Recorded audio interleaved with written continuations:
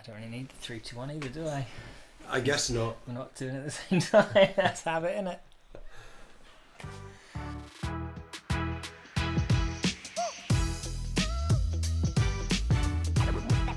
Welcome to the Two Brits and a Bible. Welcome to the Bible In 1 year. Turns out I do need it. Oh, okay, let's try that again. Right. Welcome to the Bible in 1 year podcast, brought to you by Two Brits and a Bible. This is day 42, and today we're covering Numbers 1 and 2. In Numbers 1, God asks Moses to number the tribes and puts the Levites in charge of the tabernacle. And in Numbers 2, God arranges the tribes around the tabernacle.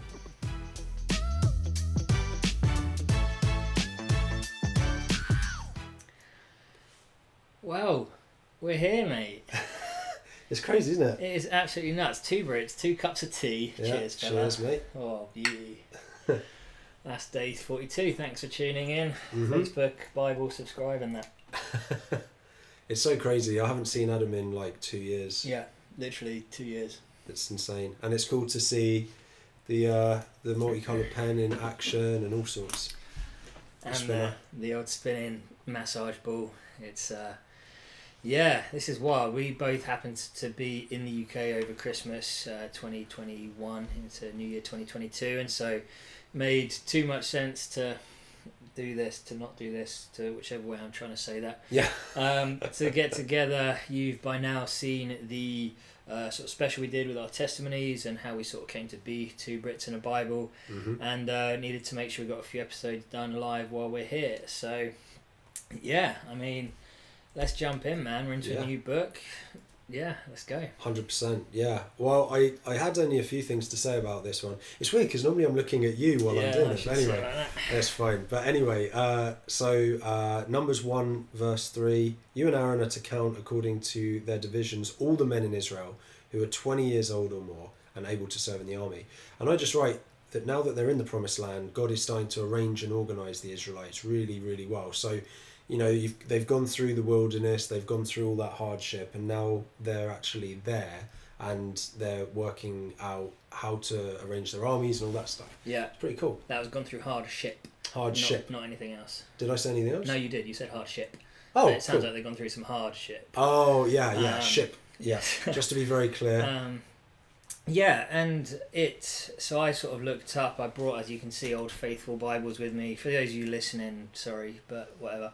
I was looking up in the Apologetics Bible there that effectively the book of Numbers is really a book about God's faithfulness. Despite how many times humans screw up, it's God being faithful time after time after time, and people lose their lives over it because, you know, they're disobeying, they're going against the covenants that have been created. But it's God being faithful. It comes into sort of some of the, and this is where I love finding out sort of more about it, because it's saying it's set between they reckon between the 13th and 15th century and the Bronze Age, and it's just some really interesting stuff that I find in that. The thing that I found quite interesting, again, because it has this huge census, and actually it mentioned in there, which I hadn't said earlier, that this kind of census was actually done in a very similar way with other cultures in the area as well. So again, it's not just this book's being made up, and that's something which again just keeps coming back to me, just how real this stuff is, because it's other cultures were doing this in the same way, which is secular researchers, secular historians, all that kind of stuff is saying it just is in keeping with what was going on at the time. And actually that's where the term head count came from, after a battle, literally how many heads there were. That's amazing. So it's a bit nuts. But where the total head count that they made with the militia was, I think they said 600,000. 603. There you go. And they estimated that out the back of that, given extra non-militia, non-fighting age children, women, all that kind of stuff, they would have had a total population of over 2 million, between 2 million and 3 million people, which, given the fact that it's been roughly a year just over since the Exodus, that is huge. Again, just the exponential growth in here is absolutely insane. But the thing that I picked out, which wasn't in the Bible, it was just my own take on it, is, you know, they've grown from 100,000 plus to a couple of million in that space of time. they're probably, it makes sense why there's such strict rules around sex, because it sounds like there wasn't a whole lot else to do in the desert at this stage, hence having such exponential growth. But that's pretty much me done for the rest of today, mate. You might as well keep chatting. That segues me nicely into what I was going to say next. Numbers 151, whenever the tabernacle is to move, the Levites are to take it down. Whenever the tabernacle is to be set up, the Levites shall do it. Anyone else who approaches it is to be put to death. So obviously the Levites are the priests, so, you know, even stricter rules around sex, you know, they'll just knacker them out, like take the tabernacle up, put the tabernacle down. They're too tired to do anything immoral in that way. I didn't know where you were going with that. Yeah, that's fantastic. Neither did I for a minute, but then I got to that point and I'm happy with it. Yeah, good effort. But seriously though, I just think that you just have to respect the Levites and the fact that they had to do so much. This is an enormous undertaking every time they move anywhere, and they're not allowed to be helped by anyone else. It says right there, you'll be put to death if you do. So, you know, great power comes great responsibility. And then the only other thing, I had Numbers 2:2. The Israelites are to camp around the tent of meeting some distance from it, each of them under their standard and holding the banners of their family. And I had read that is the fact that the 12 tribes, obviously got the Levites and the 12 tribes, were distanced from the tabernacle, was to show reverence for the holiness of God. Mm-hmm. And I just think that's really cool, like visualizing that. Yeah, and I love the fact that you pointed that out, because actually in the Africa Bible I just picked up there to look through, it has an image which I'm just going to do, it appears here. Yeah.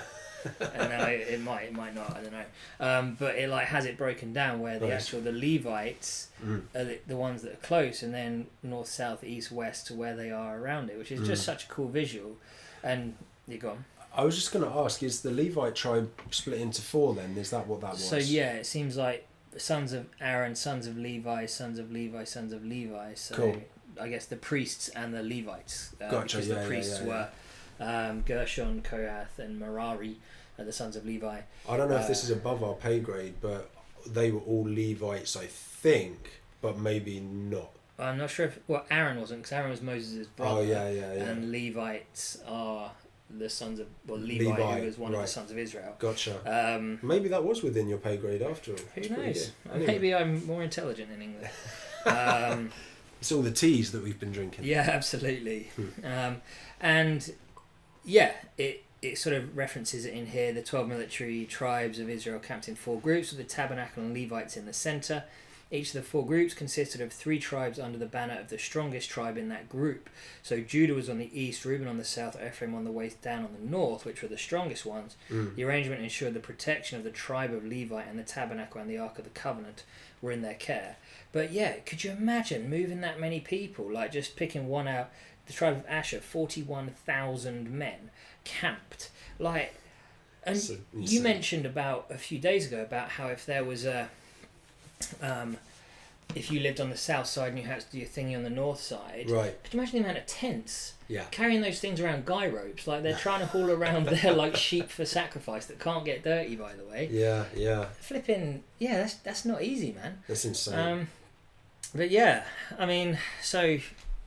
I don't know, my time has gone out, so I think we had about a minute left. I'm going to have to reset it. That's fine. Looks very unprofessional. No, it's fine. Well, I'm going to be even more unprofessional and ask to have a go on the spinner. I'm not very good at that. Not as easy as it looks, mate, is it? It actually isn't. Seriously. So you have to hold it this way and then spin Well, that you way. have to find 2 little pokey bits that are dead opposite and pinch your fingers around it. And then go. It's yeah, there you go. For those of you listening, this is... this is not the best content we've ever produced for you, but... Whatever. But having said that, the image is pretty fantastic. The thought of... Well, I'll leave you with this. This is not... I think of Age of Empires. Okay. I just think of like when you have a huge army and you have to move it all around. This is like God's playing a real game of Age of Empires with the Israelites, and 600,000 fighting men, unbelievable undertaking, and they're all given jobs and tasks, every single one of them. That's the complexity of God, isn't it? For sure. Well, you know what? Hope you appreciated this first episode, 2 of us in the same room. Please, if you haven't already, visit the Facebook page to engage with us, 2 Brits and aBible. Or also please like and subscribe so that we can help spread the word of God. All right, nice. This is harder than it looks. Isn't it, mate?